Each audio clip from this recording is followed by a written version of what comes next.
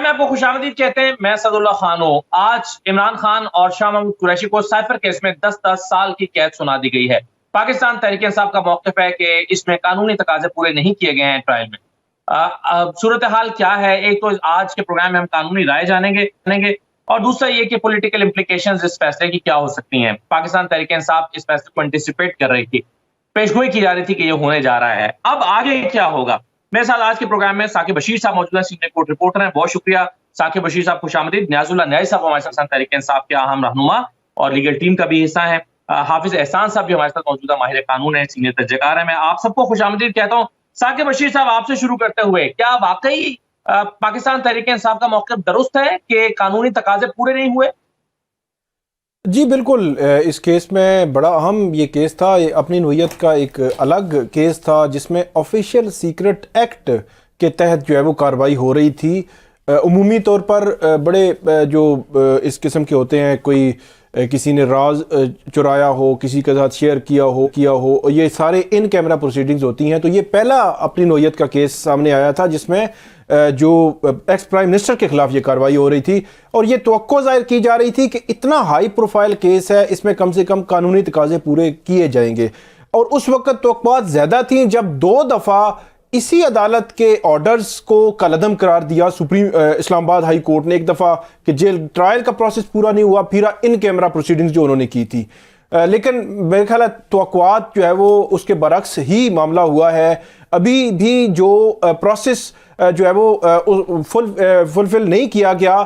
اس میں خاص طور پر میں یہ بات کروں گا کہ جو عمران خان صاحب کے اور شاہ محمود قریشی کے وکلاء تھے، ان کو 1 یا 2 دن ان کی غیر حاضری لگانا یا اس کی وجہ سے ان کو جو ہے وہ الگ تھلگ کر دینا اور پھر ان کی موجودگی میں پھر جو ہے وہ سرکاری وکیل لے کے آنا اور ان سے سارا پروسیس کروانا، میرا یہ خیال ہے کہ یہ وہ پوائنٹس ہیں جو کویسچن کریں گے پورے ٹرائل کو. اور اس قسم کی جب کویسچنز اٹھتے ہیں، خاص طور پر اس کیس میں جو کویسچنز یہ فیئر ٹرائل کے جو تقاضے ہیں وہ پورے نہیں ہوئے. مطلب فرض کریں کہ پورا جو کیس کسی بھی ٹرائل کا وہ ان گواہوں کی جرح پہ جو ہے وہ بیس کر رہا ہوتا ہے. عمران خان اور شاہ محمود قریشی، ان کا یہ مطالبہ تھا پچھلے ہفتے ہی کہ یہ سارا جرح جو ہے وہ پبلک کو دکھائی جائے، براہ راست دکھائی جائے. اور ہمیں بار وہ کہہ رہے تھے کہ جرح جو ہے آپ نے ضرور جو ہے وہ دیکھنی ہے اور رپورٹ کرنی ہے. اچھا، جرح کیوں وہ فوکس تھے؟ کہ کیونکہ جرح میں سارا کیس سامنے آتا ہے، مطلب اعظم خان کی سٹیٹمنٹ، اسد مجید یا باقیوں کی. اچھا، تو جرح والا جب معاملہ آیا تو 4 گواہوں پہ تو جرح کی ہے ان کے وکلاء نے، 21 گواہوں پہ سرکاری وکلاء نے جرح کی ہے اور ان میں سے بھی تقریباً 12 گواہوں پہ جو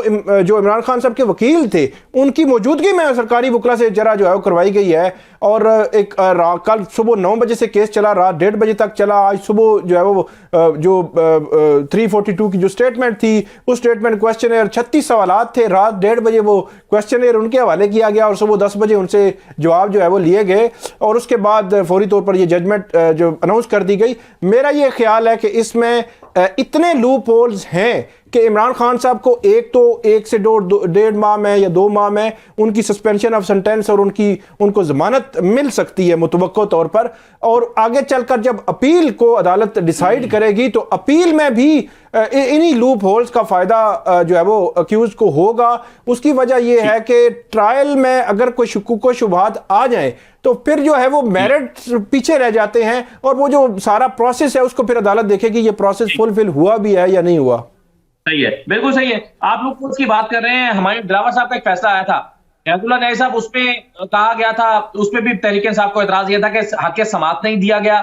وکلاء کو سنا نہیں گیا، گواہان کو پیش نہیں ہونے دیا گیا. تو کوئی مماثلت آپ کو نظر آتی ہے ان دونوں کیسز میں؟ اسداللہ صاحب، میں ویسے آپ کو بتانا چاہتا ہوں کہ یہ توشہ خانہ کا دلاور خان کا فیصلہ، یہ جو آج 10 سال سزا ہوئی ہے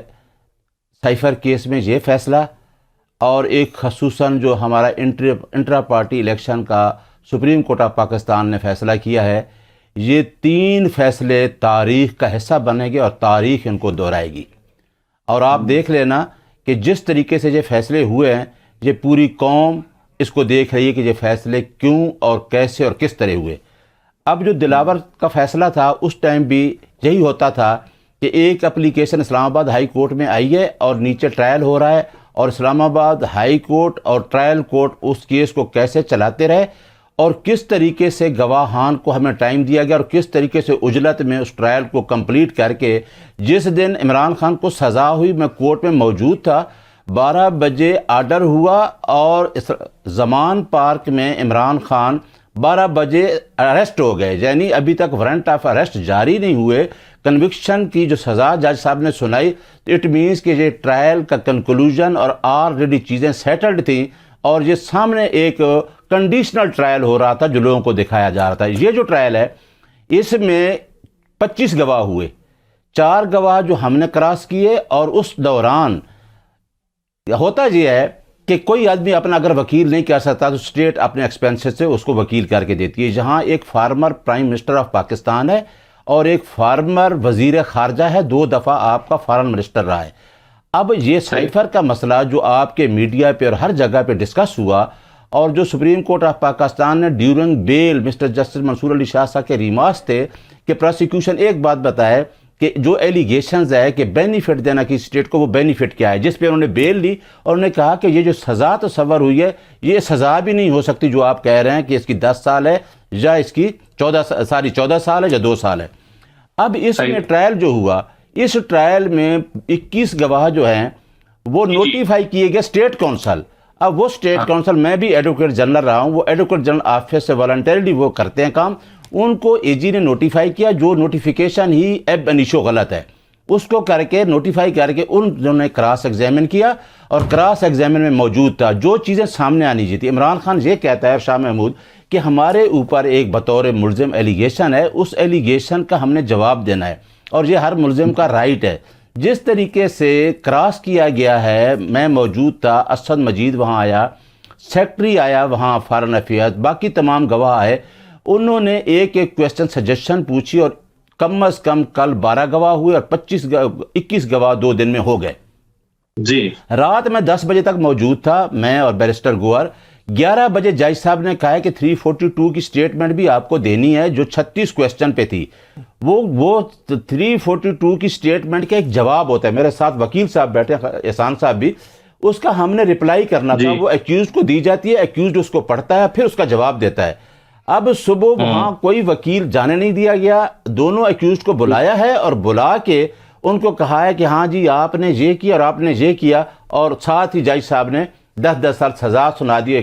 عمران خان میڈیا سے جب بات آئی اور ہمارے جو کہ وہ ہنسے اور انہوں نے کہا کہ ہمیں پتہ تھا کہ یہ سزا ہونی ہے, جب سزا ہی انسٹرکٹڈ تھی, ٹرائل ہی سارا کمپرومائز تھا, تو کمپرومائز اس ٹرائل میں یہ ہونا تھا. اب ہم ہائی کورٹ ہم آ گئے, ہم نے نوٹیفیکیشن بھی آج چیلنج کر دیا, ہم نے کراس ایگزامن کا رائٹ بھی چیلنج کر دیا. صاحب آپ کی آئندہ کی حکمت عملی پر اگر آپ اجازت دیں تو میں آگے چل کے بات کرتا ہوں کہ آپ کیا کرنے جا رہے ہیں, لیکن اس پر میں کامنٹ اگر حافظ صاحب سے بھی پہلے ہے, حافظ احسان صاحب, ہم نے دیکھا ہے کہ نیب کے کیسز بھی چلتے رہے ہیں, پولیٹیکل لوگوں پہ چلتے رہے, شہباز شریف صاحب اور ان کی فیملی پہ بھی چلتے رہے, وہاں پر ہم نے دیکھا کہ 3 سال میں 10 گواہ نہیں ریکارڈ ہو سکے. اور یہ تو بڑی معمول کی بات سمجھ جاتی ہے کہ اگر ایک وکیل ایک دن چھٹی پر ہے, بیمار ہو گیا ہے یا ملک میں نہیں ہے یا کوئی بھی وجہ ہے, تو ایڈجسٹمنٹ مل جاتی ہے, اگلی تاریخ پڑ جاتی ہے, اس پہ سرکاری وکیل کا مقرر ہو جانا اور پھر 21 گواہوں کا 2 دن میں ریکارڈ ہو جانا, یہ آپ کو ان یوزول چیز لگتی ہے؟ بسم اللہ الرحمن الرحیم. اسد اللہ بھائی آپ کا شکریہ. بالکل آپ نے ٹھیک اس کی طرف اشارہ کیا ہے کہ یہ ایک ایکسٹرارڈنری سچویشنز کے اندر یہ چیزیں گئی ہیں, اور اس کے پیچھے میں سمجھتا ہوں 3 چیزیں بڑی امپورٹنٹ ہے. ایک اس کے پیچھے پولیٹیکل نیریٹو ہے, ایک اس کے اندر لیگل اسٹریٹجی کا ایشو ہے, اور تیسرا اس کے اندر ایک ایڈمیشن کا ایلیمنٹ ہے. یہ تینوں چیزیں ایسی ہیں جو اس ٹرائل کو اس نتیجے تک لے کے پہنچی ہیں. اس کی بنیادی وجہ یہ ہے کہ یہ جو سائفر کا کیس تھا, کرمنل ٹرائل کے اندر 2 طرح کے کیسز ہوتے ہیں. ایک وہ ہوتا ہے کہ جس کے اندر آپ ان چیزوں کو کرابوریٹ کرتے ہیں اور کرابوریٹ کر کے آپ پروسیکیوشن اپنا برڈن ڈسچارج ایکیوز پہ کرتی ہے اور ایکیوز اس کو ڈینائل موڈ کے اندر جاتا ہے, اور اس کے بعد اگر پروسیکیوشن کی ایویڈنس جو ہے وہ ورتھ وائل ہوتی ہے تو جج ان کو ایکسیپٹ کر لیتا ہے. اب اس کیس کے اندر 2 فیکٹرز تھے. ایک یہ تھا کہ former prime minister from day 1 اس چیز کو مانتے رہے ہیں کہ یہ سائفر تھا, اور اس سائفر کے اندر 3 چیزیں تھیں. ایک اس کے اندر تھریٹ تھا, دوسرا اس کے اندر کانسپیریسی تھی, اور تیسرا یہ ہے کہ مجھے آرٹیکل 248 کے نیچے جو ہے امیونٹی حاصل ہے. اور یہ سٹینس جو تھا جب ان کی کواشمنٹ کی ایک اپلیکیشن گئی تھی ہائی کورٹ کے اندر, وہاں پہ بھی یہ لیا گیا تھا. تو جب آپ کا تقریباً کیسز جو ہے وہ ایڈمیشن سٹیج کے اوپر آ جائے, اور پھر 3 بندے اس کے اندر جو امپورٹنٹ تھے, ایک پرائم منسٹر کا جو فارمر سیکرٹری تھے, اور دوسرا اس کے اندر فارمر سیکرٹری فارن افیئرز تھے, تیسرے اسد مجید تھے. اب اسد مجید نے یہ کہا کہ نہ اس کے اندر کانسپیریسی ہے, نہ اس کے اندر تھریٹ ہے, اور اس سے ہوا یہ ہے کہ پاکستان اور امریکہ کے تعلقات جو ہیں وہ اس کے اندر جو ہے تناؤ آیا ہے.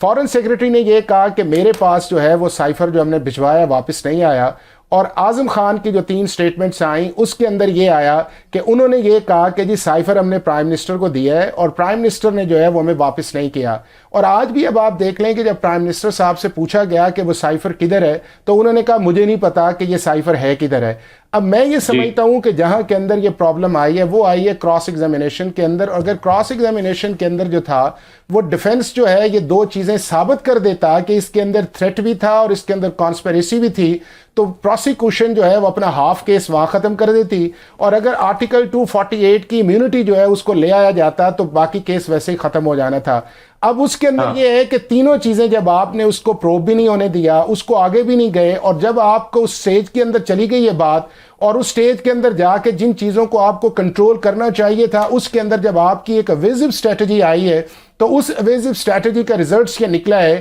کہ جو پروسیس ایک فالو ہو کے اس چیز کو جانا چاہیے. ابھی بھی میں آپ کو بتاؤں کہ آگے ہوگا کیا.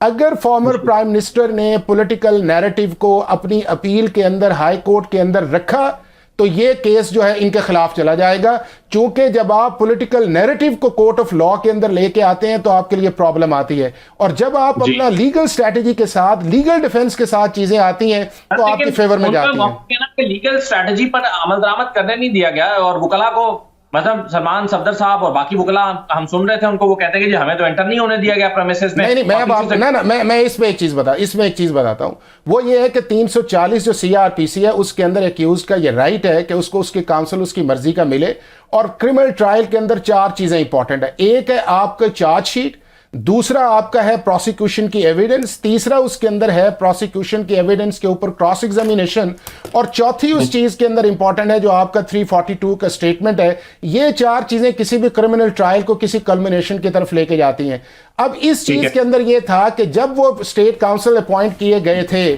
نمبر 1 اس کے اندر یہ تھا کہ جب وہ اگلے دن وہاں پہ گئے ہیں تو یہ اپلیکیشن بالکل نہیں دینی چاہیے تھی کہ ہمیں جج پہ اعتراض نہیں ہے. وہ کہتے جی ہم بسم اللہ کریں, ہم اس کام کو سٹارٹ کرتے ہیں, اور اگر وہ اس کام کو سٹارٹ کر دیتے تو شاید ڈیفنس کاؤنسل جو تھے وہ آگے نہیں جانے تھے. اس سے ایک شک جو جج کو پڑا ہے کہ شاید یہ obstruction آف جسٹس کے اندر جا رہے ہیں اور اس کے اندر جا کے انہیں کہ, لیکن میں یہ سمجھتا ہوں کہ اگر صرف ٹیکنیکلٹیز کی بنیاد پہ جایا جائے گا تو یہ کیس مشکل ہے. اور اگر یہ کہا جائے گا کہ ہمیں رائٹ آف کراس ایگزامینیشن دیا جائے, چونکہ ہمارا ڈیفنس اب ڈسکلوجر کی طرف جائے گا, اگر آپ ڈیفنس اپنا ڈسکلوجر کی طرف لے کے جائیں گے, پولیٹیکل نیریٹو کی طرف لے کے جائیں گے, تو پھر کراس ایگزامینیشن کا آپ کو فائدہ کیا ہے؟ آپ کا تو وہ باہر والا نیریٹو وہ اندر ہے, اور اگر یہ صرف لیگل نیریٹو کی طرف گئے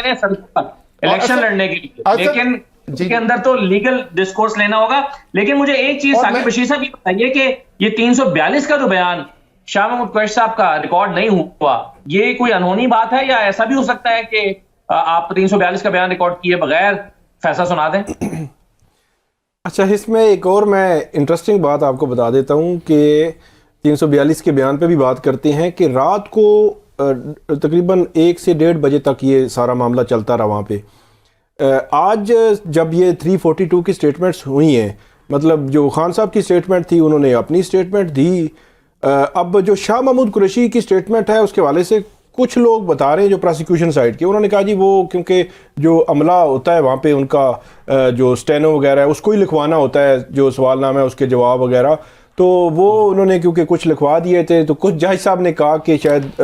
ٹھیک ہے وہ پتہ چل گیا ہمیں, تو اس کے بعد یہ معاملہ ہوا. اچھا, اس میں انٹرسٹنگ پہلو یہ ہے کہ جیسے یہ سٹیٹمنٹ ہوئی مطلب جو خان صاحب کی 342 ساتھ ہی ججمنٹ اناؤنس ہوگی, تو میرا سوال یہ تھا کہ یہ جو فائنل آرگومنٹس ہیں وہ کہاں پہ ہیں؟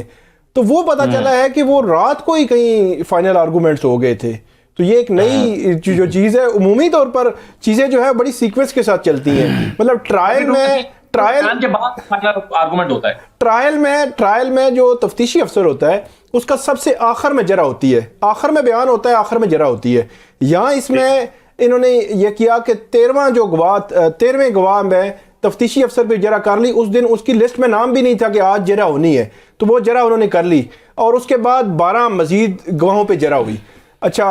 ایک تو یہ چیز ہوگی. اب 342 جو ہے وہ جو جس طرح بتایا جا رہا ہے 342 ہوا, ساتھ ہی ججمنٹ اناؤنس ہوگی, تو وہ پتہ چلا جی رات کو ہی آرگومنٹس ہو چکے تھے. تو یہ ایک تھوڑا سا انٹرسٹنگ پہلو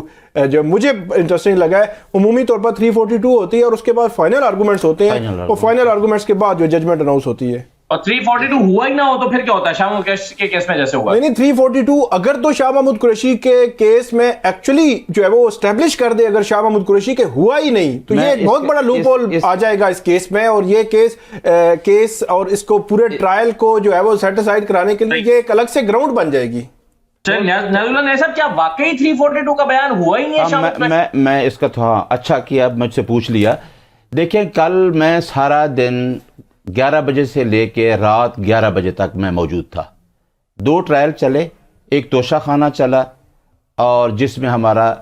جو کراس ایگزامینیشن کا رائٹ تھا وہ ختم ہوا, ڈسپائٹ کہ ہمارے دونوں وکیل ظہیر صاحب اور شہباز کھوسہ وہاں موجود تھے, اور ان کی موجودگی میں توشہ خانہ میں جج صاحب نے ہمارا رائٹ آف کراس ایگزامینیشن اٹھ گیا کورٹ سے اور وہ ختم کر دیا. ہم اس کورٹ میں موجود تھے. دوسری کورٹ میں ہمیں اندر نہیں آنے دیا. یہ بھی بڑی ایک انہونی بات ہے کہ ہم وکلاء بھی اس کمرے کے اندر جو جیل کا کمرہ ایک پنجرہ بنا ہو, کیج ہے, ہم عمران خان کے ساتھ, شاہ محمود قریشی صاحب کے ساتھ, اور ان کی فیملی, اور ہم وکلاء جو تھے ان کے ساتھ تھے. اب اندر وکلاء جو ہیں جن کے اوپر کورٹ میں بیٹھے ہوئے شاہ محمود قریشی اور عمران خان نے دونوں نے یہ کہا کہ یہ ہمارے کونسلز نہیں ہیں,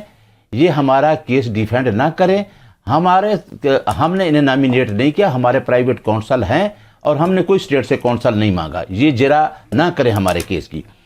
اب وہ جرا کرتے ہیں ہمارے سامنے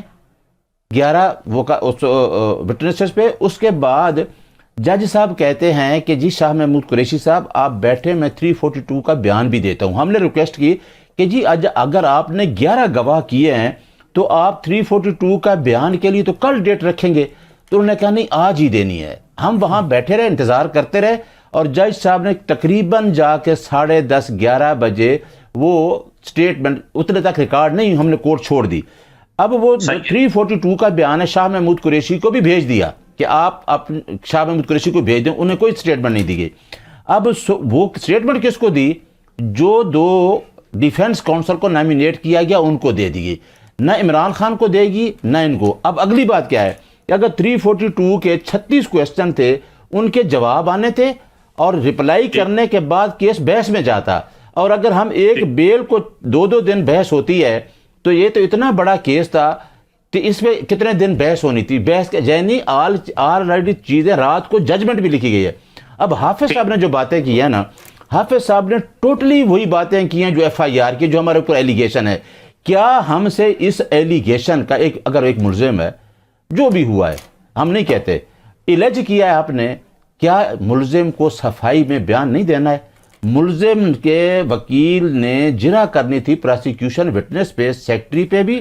اسد مجید سے بھی, کہ یہ جو الزام ہے میرے اوپر, اس الزام کو کورٹ میں ثابت کرنا تھا. تو پھر ہم دیکھتے کہ کیا سائفر ہے کہ نہیں. یہ چیزیں نہیں ہوئی. اب یہ جو ہائی کورٹ میں ہے, یہ تو لازمی بات ہے کہ اس ججمنٹ نے ریورس ہو جانا ہے, اس میں کوئی ایسی صداقت نہیں ہے. وہ چیزیں سامنے آئیں گی تو پتہ چلے گا. بالکل ٹھیک ہے, چلیں یہ 2-3 نقطے جو آپ نے اٹھائے ہیں میں حافظ صاحب کے سامنے رکھتا ہوں, مگر ایک چھوٹا سا بریک لے لیں, بریک کے بعد واپس آتے ہیں. بریک کے بعد آپ کو دوبارہ خوش آمدید کہتے ہیں. حامد خان صاحب ہمارے ساتھ موجود ہیں. حامد خان صاحب بہت شکریہ, خوش آمدید کہتے ہیں. حامد خان صاحب, یہ جو آج فیصلہ آیا ہے شاہ محمود قریشی اور عمران خان کے حوالے سے 10 سال کی سزا, یہ آپ کے خیال میں اس کے بارے میں جو تحریک انصاف کا بنیادی موقف ہے کہ ٹرائل کے تقاضے پورے نہیں ہوئے, کن وجوہات کی بنا پر آپ کو لگتا ہے کہ ٹرائل کے تقاضے پورے نہیں ہوئے؟ بنیادی حقوق ہے جو کہ ملزمان کو ہوتے ہیں, ان سے ان کو محروم کیا گیا, کیونکہ نہ تو اپنے مرضی کے وکیل سے جرح کروائی گئی, کیونکہ یہ ہر ملزم کا حق ہے کہ وہ اپنی مرضی کا وکیل کرے اور اپنے مرضی کے وکیل سے گواہوں کی جرح کرائے. یہاں پر ان کو جو ان کے وکیل تھے ان کو رستے سے ہٹا دیا گیا اور ان کی جگہ انہوں نے ایک اپنی طرف سے جج نے کسی کو اپوائنٹ کر دیا ایز ڈیفینس کاؤنسل، جو کہ ایکچولی پروسیکیوشن کی ٹیم کا حصہ تھا،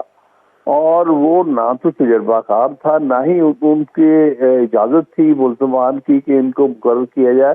تو دونوں کی طرف سے یعنی عمران خان صاحب اور شاہ محمود قریشی کی طرف سے جو ان کا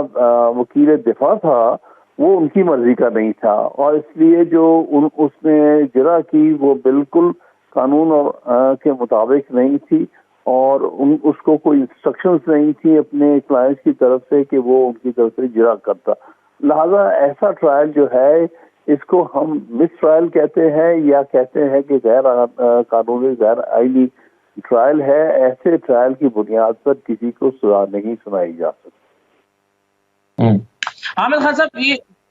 ایک چیز تو دیکھیں نا ہوئی ہے اس میں کہ عمران خان صاحب نے ایک چیز تسلیم کیا کہ سائفر ان سے گم ہوا ہے۔ اب اگر چلیں تکنیکی پہلوؤں کو دیکھ لیں کہ تقاضے پورے نہیں ہوئے، اور تقاضے پورے کرنے میں شاید ہو سکتا ہے مہینہ 2 مہینے اور بھی لگ جاتے، لیکن جب عمران خان صاحب یہ تسلیم کر چکے ہیں کہ ہاں ان سے سائفر گم ہوا ہے، تو یہ آفیشیل سیکریٹ ایکٹ کی خلاف ورزی تو آپ کے خیال میں ہو گئی؟ نتیجہ 2 مہینے بعد بھی قانونی تقاضے پورے کر کے نکلتا تو فیصلہ شاید یہی آتا۔ کیا آپ اس بات کو مانتے ہیں؟ ہرگز نہیں، بالکل غلط بات ہے، کیونکہ یہ سائفر جو ہے اس کا گمنا یا ہونا پرائم منسٹر کے پاس یہ کوئی جرم نہیں ہے۔ آفٹر آل یہ سائفر جو ہوتا ہے یہ حکومت کے لیے ہوتا ہے، اور حکومت کا سربراہ چیف ایگزیکٹو پرائم منسٹر ہوتا ہے، اور یہ بھی جو اس کو آفیشیل سیکریٹس ایکٹ کے تحت جس میں لایا گیا ہے اس میں 2 بنیادی آئینی جو ہے تقاضے نہیں پورے ہوئے۔ ایک تو یہ ہے کہ سیکریٹس ایکٹ جو ہے یہ کہیں جا کے 2000 پچھلے سال مطلب 2022-23 کو آخری دنوں میں اس کو پاس کیا گیا ہے۔ دوسری بات یہ ہے کہ اس قانون کو صدر نے اسینٹ بھی نہیں دی، اس لیے قانون ہی نہیں بنا، نہ یہ ایکٹ آف پارلیمنٹ ہے میں سمجھتا ہوں۔ اس لیے جس قانون کے تحت ٹرائی کیا جا رہا ہے وہ قانون ہی نہیں بنا۔ دوسری بات یہ ہے کہ اگر 1 منٹ کے اس کو قانون مان بھی رہے تو یہ جب سائفر جو الزام ہے یہ اس وقت کا ہے جب یہ قانون ماض وجود بھی نہیں آیا تھا، لہذا ایک کرمنل لا کی ایک بنیادی شق ہے کہ آپ کسی کو اس ایکٹ کی سزا دے سکتے ہیں جو ایکٹ اس وقت ہوا ہو جب وہ ایکٹ ایک کرائم ہو۔ جب بعد میں کوئی قانون کوئی ایکٹ کرائم بنتا ہے اور اس وقت وہ کرائم نہیں تھا تو اس صورت میں اس کی سزا نہیں جاتی، جس کو پوسٹ ڈیٹڈ جو ہے لیجسلیشن کہتے ہیں۔ لہذا یہ کسی طور پر بھی یہ مقدمہ نہیں بنتا،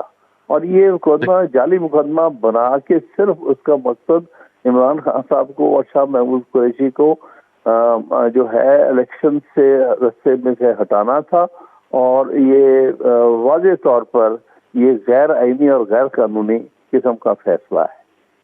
صحیح ہے، بالکل ٹھیک ہے سر۔ اب آپ کیا سمجھتے ہیں عامر خان صاحب کہ یہ کیسے جائے گا، اور لیگل جو ڈسکورس ہے وہ کیا لیا جائے گا تحریک انصاف کی طرف سے، اور اپیل میں جا کر اس کا مستقبل کیا ہوگا؟ میں سمجھتا ہوں اپیل میں ہائی کورٹ میں جا کر اس کو سیٹسفائڈ ہونا چاہیے۔ یہ بالکل غلط مقدمہ ہے، اور اس میں پہلے بھی 2 دفعہ ٹرائل کو اسلام آباد ہائی کورٹ نے کویش کیا ہے، اور یہ 3ری دفعہ یہ ٹرائل ہوا ہے، اور یہ ٹرائل بھی جو ہے یہ بھی انلیگل ہوا ہے، یہ بھی سیٹسفائڈ ہو جائے گا۔ مجھے کوئی شک و شبہ نہیں ہے کہ یہ ٹرائل جو ہے یہ کسی طور پر بھی قانونی اور آئینی طور پر کوئی عدالت، کوئی انصاف کرنے والے عدالت کو کبھی قبول کر سکے گی۔ صحیح ہے، بہت شکریہ حامد خان صاحب، آپ نے اپنا موقف دیا۔ اب یہ حافظ صاحب 2-3 چیزیں ذرا بتا دیں تو جو حامد خان صاحب نے نقطہ اٹھایا ہے وہ کہہ رہے ہیں کہ ایک ایکٹ اس وقت جرم تھا ہی نہیں جب یہ سرزد ہوا، تو کس بنیاد پہ؟ آفیشیل سیکریٹ ایکٹ تو بعد میں آیا،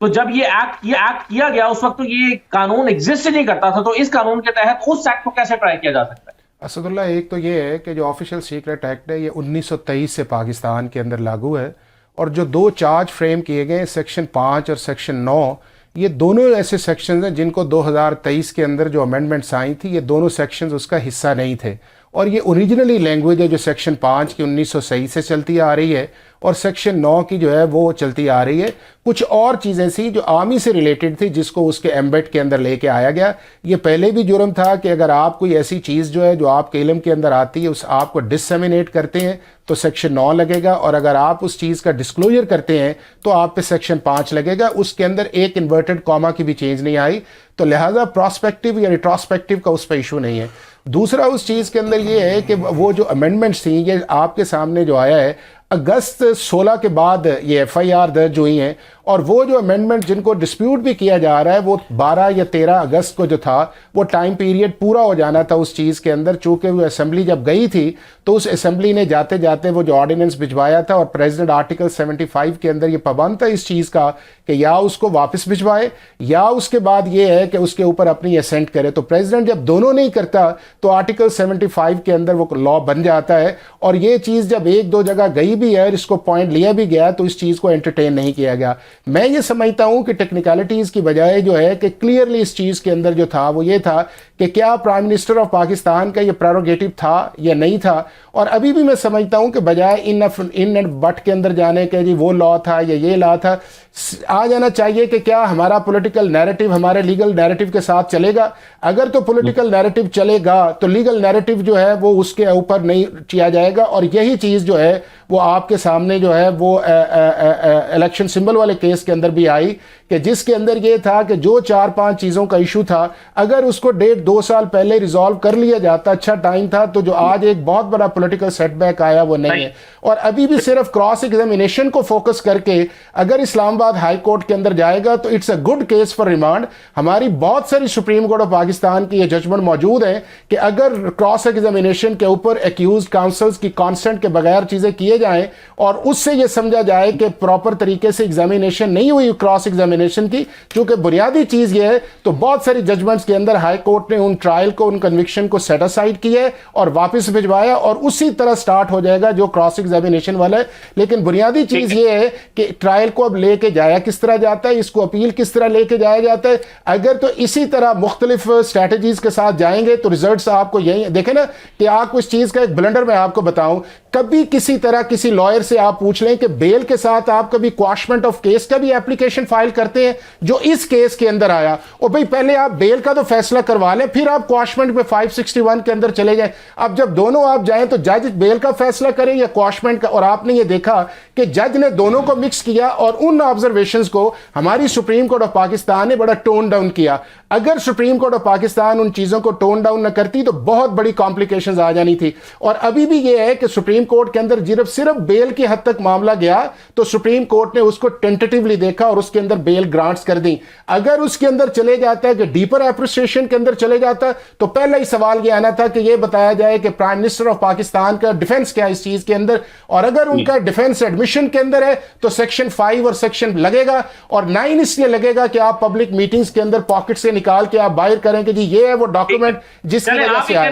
نیریٹو کے لیے آپ نے اس سائفر کو استعمال کیا, لیکن نیاز اللہ نائب صاحب یہ تو آپ تسلیم کرتے ہیں نا کہ ایک سیاسی بیانیہ بنانے کے لیے اور پولیٹیکل گین کے لیے آپ نے کہ بین الاقوامی تعلقات پاکستان کے ساتھ متاثر ہوئے, خارجی تعلقات متاثر ہوئے, اور اس سائفر کو لہرا کر دو ملکوں کے درمیان تعلقات کو خراب کیا گیا سیاسی فائدے کا حاصل کر. اسد اللہ صاحب, دنیا کا کوئی پرائم منسٹر یا ہیڈ آف اسٹیٹ جو ہے وہ اتنے ارسپانسبل چیز کے, ہاں یہ چیز تھی کہ اگر نیشنل سیکورٹی کمیٹی کی میٹنگ ہو کے اس کے بعد یہ چیز آتی تو شاید اس میں کانسیکوینس ہوگا. اس کی حکومت ختم کرنے کا نسخہ اسی سائفر میں لکھا ہوا ہے اور اس کی حکومت ختم ہوئی بھی, یہ بھی تو آپ دیکھیں نا. نہیں, جس نے اوریجنیٹ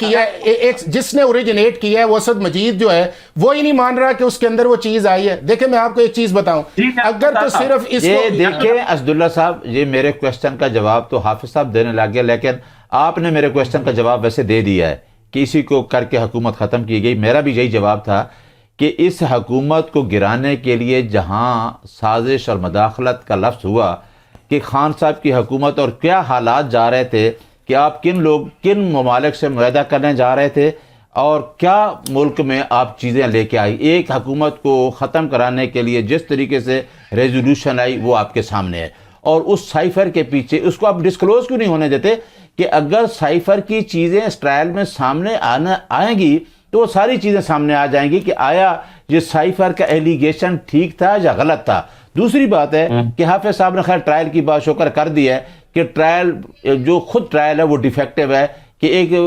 ڈیفینس کو موقع ہی نہیں دیا گیا جرا کرنے کا. اب سائفر کو بیانیہ بنانا یہ تو ان کی بات ہے نا, یہ بھی سپریم کورٹ میں ڈسکس ہو چکا ہے کہ سائفر کا سب سے پہلے منسٹری آف فارن افیئرز میں آتا ہے, وہاں ہوتی ہے اس کی ڈی کو, باقی تو اس کا میسج جاتا ہے جو حامد خان صاحب نے ابھی بتایا ہے. تو یہ ہمارا بیانیہ وہ تھا کہ واقعہ سائفر کے ذریعے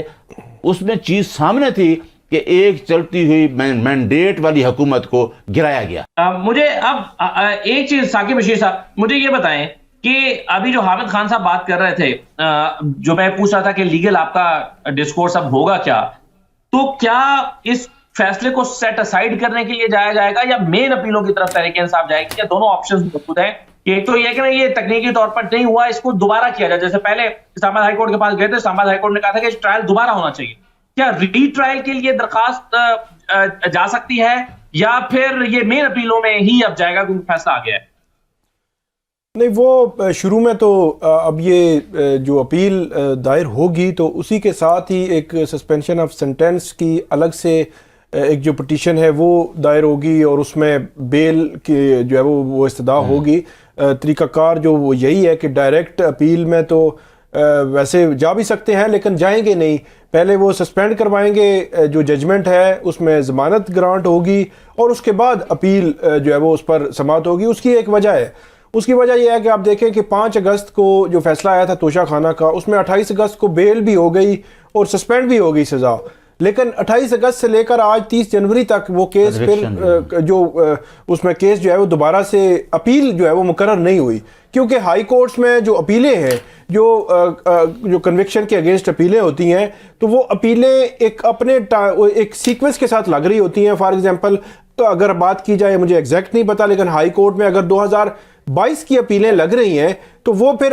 وہ اپیلیں جب ختم ہوں گی تو پھر آگے بڑھتے بڑھتے پھر 23 کی آئیں گی, اسی طرح آگے چلتے رہے, تو پھر اپیل کا جو نمبر ہے وہ اپنے نمبر پہ لگنی ہوتی ہے, تو اس لیے آج تک وہ اپیل نہیں لگی. تو اگر وہ ڈائریکٹ اپیل میں جائیں گے تو پھر مسئلہ یہ ہوتا ہے کہ آپ کو ضمانت بھی نہیں ملتی اور سسپینشن بھی نہیں ہے, اور ڈائریکٹ آپ اپیل میں چلیں گے. تو یہ طریقہ کار یہی ہے کہ پہلے وہ پٹیشن بھی آئے گی, ساتھ ہی سسپینڈ کریں, وہیں پہ بیل, اور اس کے بعد وہ کہیں گے ٹھیک ہے اپیل جب لگے گی فردر اس کو پھر جو ہے وہ سنا جائے اور اس کا فیصلہ کیا جائے. اس میں اب یہ ہے کہ اس میں الگ سے اگر ان کی کنوکشن دوسری طرف سے توشہ خانہ میں ختم ہو گئی نااہلی, تو ڈسکوالیفیکیشن عمران خان صاحب کی اب اس کیس میں بھی آ گئی ہے, کیونکہ اس میں کنوکشن ہو گئی ہے. تو وہ جو ایک بات کی جاتی تھی کہ توشہ خانہ جو ججمنٹ ہے اس کو سسپینڈ کرانے کے لیے سپریم کورٹ میں گئے ہوئے ہیں جو خان صاحب کے وکلا, تو وہ اب سپریم کورٹ سن بھی لے, کہہ بھی دے کہ وہ سسپینڈ ہو گئی, اس کے باوجود بھی وہ اب جو الیکشن یا اس قسم کی صورتحال میں نہیں آ سکتے. تو یہ جو ابھی حافظ صاحب کہہ رہے تھے کہ کویشمنٹ کی درخواست آپ نے کیسے ساتھ میں دے دی, یہ غلط حکمت عملی تھی, کیا یہ نہیں ہوتا؟ اصل میں اس میں تھوڑی سی پراسیکیوشن نے جو ہے وہ میرا خیال میں دکھایا معاملہ اس طرح کہ وہ الگ الگ درخواستیں 2 دائر ہوئی تھیں. تو پراسیکیوشن نے بات تو ٹھیک کی پراسیکیوٹرز نے کہ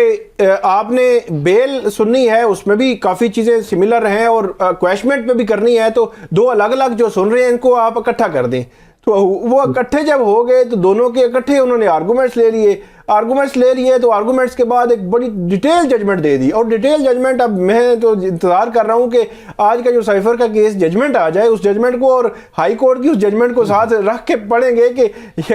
کیونکہ اس میں جو ہائی کورٹ کی ججمنٹ تھی بیل میں اور جو ان کی جو تھی کویشمنٹ, ان میں جو آئی تھی ججمنٹ, اس کو بڑا کوسچن کیا تھا سپریم کورٹ نے بھی کہ آپ نے ایک چیز جو ہے اس میں ڈسکس کر دی ہے, اس کے میرٹس, بلکہ اس میں تو پتہ چل رہا تھا کہ یہ جو ہے وہ کنوکشن, ان کی ٹرائل میں کنوکشن جو ہے وہ اب کنفرم ہے, کیونکہ ہائی کورٹ نے پورا ہر چیز جو ڈسکس کر دی تھی, تو وہ بڑی ڈیٹیل میں تھی, اور کویشمنٹ اور وہ اکٹھی ہو گئی, پھر یہ معاملہ جو ہے اوپر چلا گیا. اور سپریم کورٹ میں یہ کیس جب ہوا تھا تو سپریم کورٹ میں اگر وہ کویشمنٹ لگتی اور آگے چیزیں بڑھتی، کیونکہ حامد خان صاحب اس میں وکیل ہیں، تو میرا یہ خیال ہے کہ کہیں نہ کہیں جا کر ہو سکتا ہے سپریم کورٹ کہیں کنونس ہو جاتی، مطلب 100% تو نہیں، لیکن سپریم کورٹ دیکھیں نا کہ 5(3)(a) جو جس میں 14 سال سزا اور سزائے موت ہے، دسمبر 2023 میں جب بیل کی سماعت ہو رہی تھی تو سپریم کورٹ نے پروسیکیوشن سے پوچھا دکھائیں کوئی چیز، ایک سنگل چیز دکھا دیں کہ 5(3)(a) کہاں لگتی ہے، تو وہ نہیں دکھا سکے تھے. تو جسٹس منصور علی شاہ صاحب نے ایک ریمارکس دیے تھے، تو 5(3)(a) تو اٹریکٹ ہی نہیں کرتی،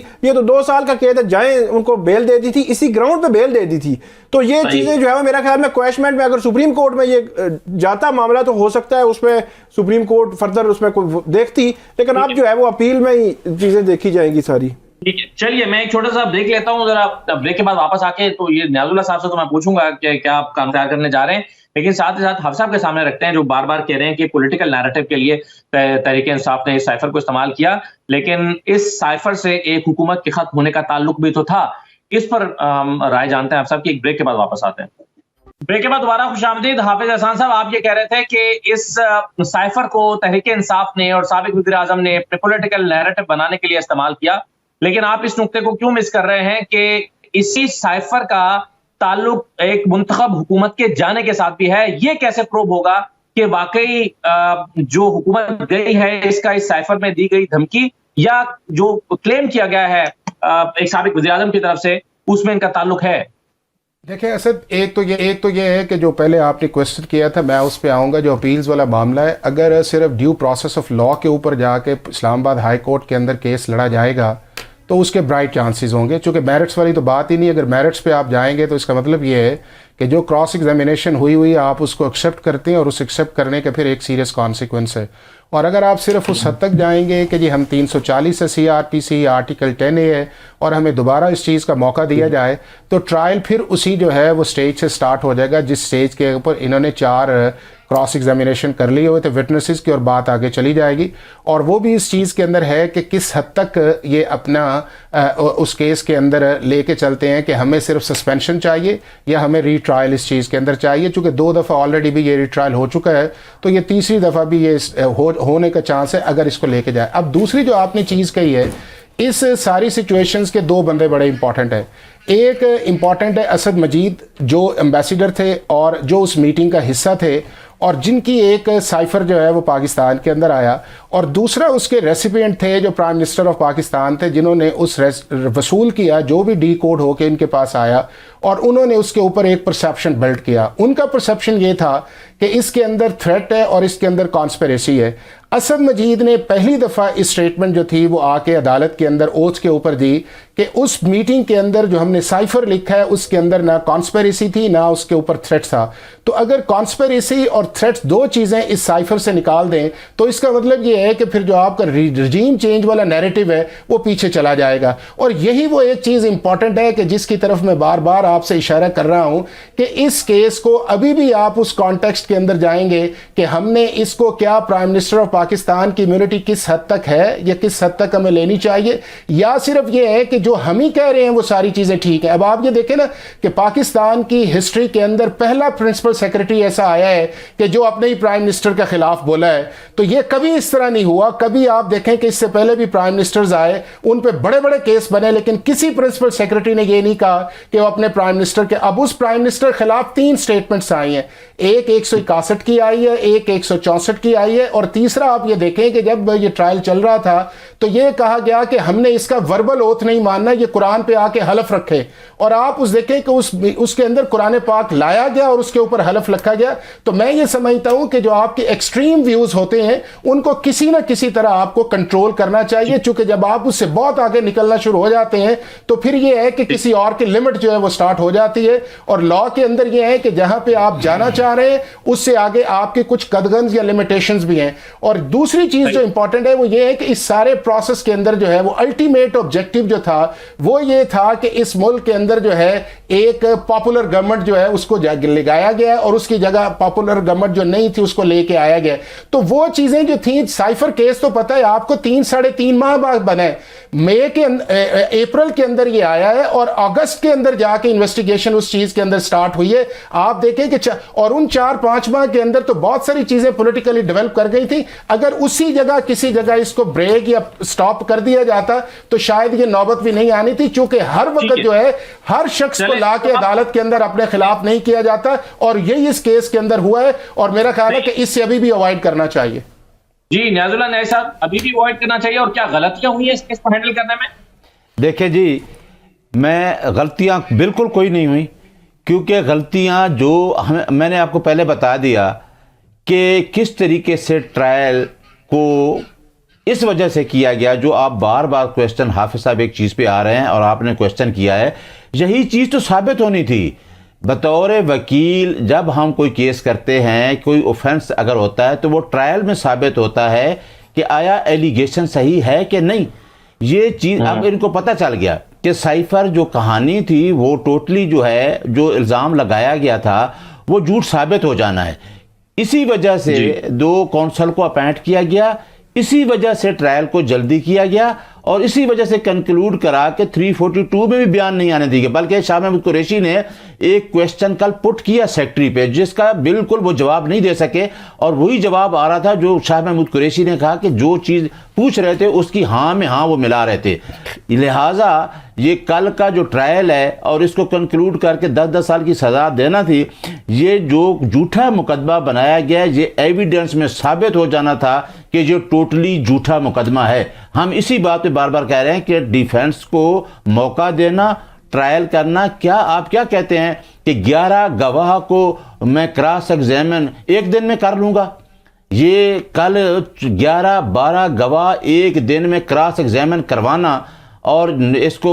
डिप्यूट करना, तो ये उंगलियां उठ गई हैं ट्रायल पे, और यही उंगलियां उठ गई हैं कि हमारे खिलाफ मुकदमा झूठा बनाया गया है। ये एक पॉलिटिकल बयान नहीं, पॉलिटिकल विक्टिमाइजेशन है। दूसरी बात यह है कि हाफिज साहब को मैं मोहब्बत से ये कहना चाहता हूँ कि हाफिज साहब मुझे जानते हैं, मेरा ख्याल है कि मैं आइन की बालादस्ती और रूल ऑफ लॉ पे सबसे ज़्यादा बिलीव करने वाला हूँ, और मैं इस अदलिया की तहरीक का सबसे ज़्यादा इसको लीड किया है। पाकिस्तान के तमाम अदारे मेरे लिए, हमारे लिए कदर हैं, लेकिन रूल ऑफ लॉ पे और आइन की बालादस्ती पे कोई कंप्रोमाइज़ नहीं होना चाहिए, क्योंकि अदारे भी तब बचेंगे, इस मुल्क की इंटेग्रिटी, इसकी सालमियत कि हम ज़ामिन हैं, ये तब बचेगी जब इस तरह के एक दूसरे को एलिगेशन लगाना गलत और फिर उसका जवाब ना आना और उसको कंप्रोमाइज़ हो जाना। जब चीज़ें कंप्रोमाइज़ में चली जाए तो वो सारी चीज़ें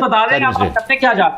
नियाजुल्लाह साहब क्या करने जा रहे हैं? जी देखिए, हम क्या करने, हम देखें आइन कहता है, आइन का आर्टिकल 15, 16, 17 ये कहता है कि freedom of movement, freedom of speech और फ्रीडम ऑफ एसोसिएशन। क्या आइन गारंटी नहीं करता बुनियादी हकूक़ को? हम करने ये जा रहे हैं कि जो आइन पाकिस्तान कहता है। हम पुरअमन लोग हैं, पुरअमन। आज भी हमने मैसेज दिया, हमने कोई एहतजाज नहीं करना, हमने कोई एहतजाजी इस तरह के नहीं करा कि हमारे ज़िम्मे कोई चीज़ लगाई जाए। हम कानून की तरफ जा रहे हैं।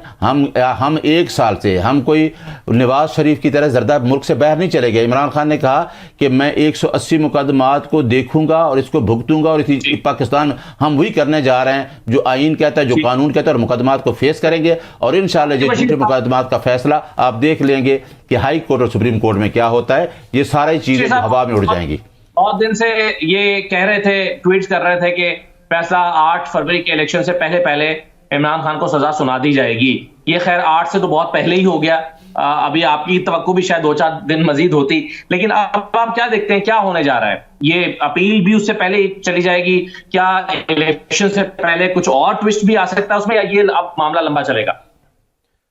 नहीं, अब तो ये मामला जो है वो लंबा चलेगा। उसकी वजह ये है कि जजमेंट अभी नहीं आई। जजमेंट आएगी आज या कल आएगी, डिटेल जजमेंट। उसके बाद अपीलें जो है वो तैयार होंगी, अपीलें फ़ाइल होंगी, और मेरा ये ख्याल है कि मे बी नेक्स्ट वीक के लिए फ़िक्स हों, मंडे ट्यूसडे के लिए। और उसके बाद जो है वो उसमें इनिशियल समाअत होगी, नोटिस होंगे, फिर 10-12 दिन 15 दिन जो है वो पहले वैसे ही 2 हफ्ते का टाइम दे देती हैं अदालतें, या ज़्यादा से ज़्यादा 8 दिन 10 दिन दे देंगे नोटिस करके। फिर आएगी दूसरी साइड, तो उसके बाद आर्गूमेंट्स होंगे, फिर 1, 2, 3 समातें हो सकती हैं। तो ये अब 8 फरवरी वाला मामला तो भूल ही जाएं। ये 8 मार्च का कह सकते हैं आप ये کہ کچھ جو ہے 8 مارچ تک ہو جائے. اصل میں ایک صرف لائن اس کے اندر ایڈ کرنا چاہوں گا, وہ یہ ہے کہ پروسیکیوشن نے یہ ثابت کرنا تھا کہ سیکشن 5 یا 9 کی وائلیشن ہوئی ہے. اس کے اندر جو بار بار یہ کہا جا رہا ہے کہ ڈیفنس نے کچھ اور ثابت کرنا تھا, ڈیفنس کا تو ثابت کرنا بنتا ہی نہیں ہے اس چیز کے اندر کہ ہم نے کیا, وہ چارج تو ایک سائڈ کرمنل ڈیفنس کے اندر کبھی بھی, ہاں ایک صورت ایسی ہے کہ اگر اسی پہ جرح ہونی تھی نا, اور اس کے اندر وہ پھر یہ ہے کہ آپ کا جو 340 کے اندر آپ اپنے وٹنسز دیتے ہیں اور وہ وٹنسز اس سٹوری کو ڈائریکٹو کرتے ہیں, اور یہ ساری چیزیں وربل ہیں. اس کے اندر نہ کو آپ کو فرینزک ہے, اور اس کے اندر جو اصل جو پرائم وٹنس ہے اس کیس کا وہ اسد مجید تھا, اور اسد مجید کے علاوہ وہ لینگویج ہے, اور لینگویج کے اندر وہ چیزیں ایسی نہیں ہیں جس کے اوپر ڈیفنس بنایا جا رہا ہے. آپ کا بھی بہت شکریہ ناز اللہ نئی صاحب, آپ کا بہت شکریہ پروگرام میں شرکت کرنے کے لیے. اللہ حافظ.